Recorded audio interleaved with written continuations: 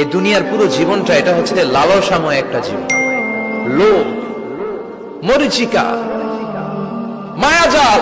এই মায়াজালে আমরা আটকে আছি, ফলে মৃত্যুর কথা আমরা ভুলে গিয়েছি।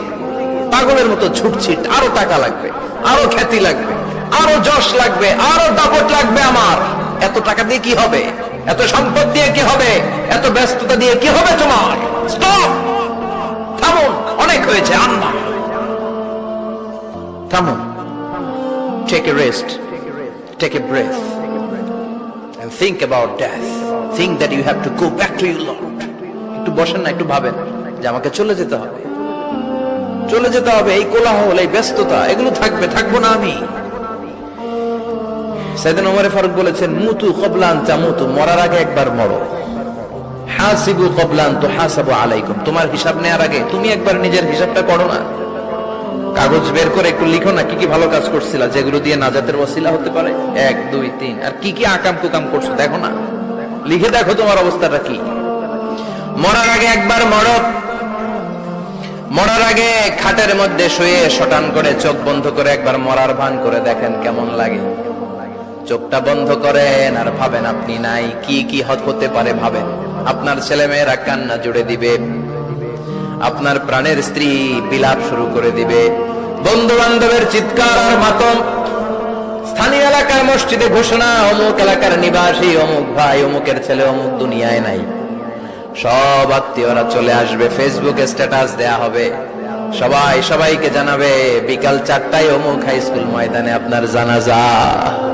ছুটে আসবে, সবাই ছুটে আসবে আপনাকে শেষ বিদায় দিতে, গুড বাই জানানোর জন্য, আল ওয়াদা, বিদায় জানাতে আসবে সবাই।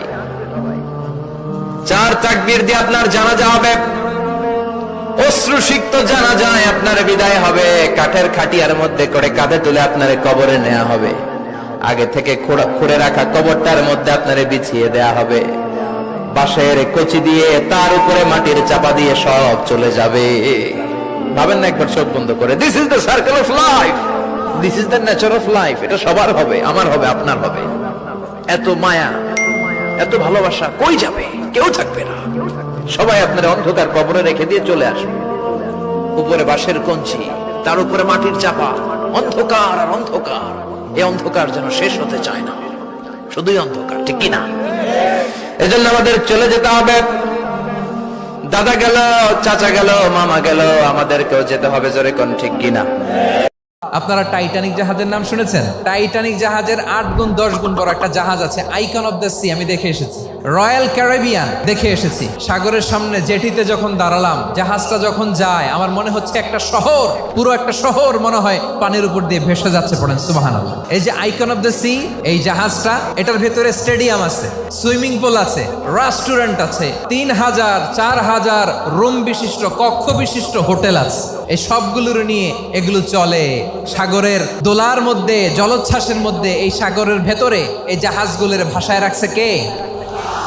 এই যে বাংলাদেশে যে গাড়িগুলো চালান, বেশিরভাগ গাড়ি আসে কিন্তু জাপান থেকে। হাজার হাজার গাড়ি একটা জাহাজ বহন করতে পারে। সূরাত বনী ইসরাঈলের এই চমৎকার আয়াতের ভেতরে আল্লাহ তাআলা বেসিক্যালি মানব জাতির প্রতি তার 4টি স্পেশাল অনুগ্রহের কথা বলেছেন। 2 নম্বর অংশে আল্লাহ তাআলা বললেন, ওয়া হামালনাহুম ফিল বাররি ওয়াল বাহর, স্থলে এবং সমুদ্রে আমি তাদের জন্য চলাচলের বাহন দিয়েছি। সুবহানাল্লাহ। আল্লাহ তখন ফেরেশতাদেরকে জিজ্ঞেস করে, এই ঘটনা কি? খায় না যে? খায় না কেন? আল্লাহ রোজা রাখছে। এগুলো কি? রোয়াবজা, পেঁয়াজ, আলুর চপ, বেগুনি, মুরগির রান। খায় না। খায় না কেন? ওরা যে ক্ষুধার্ত, আল্লাহ আপনার ভয়ে। তাই কি চায়? আল্লাহ আপনার কাছে ক্ষমা চায়, ক্ষমা চায়। আল্লাহ রহমতের দরিয়ায় জোশ খেলে যায়। আল্লাহ তখন বলে, আমারে দেখছে নাকি ওরা? ফেরেশতারা বলে, না দেখে নাই। আমার জান্নাত জাহান্নাম দেখেছে? না দেখে নাই।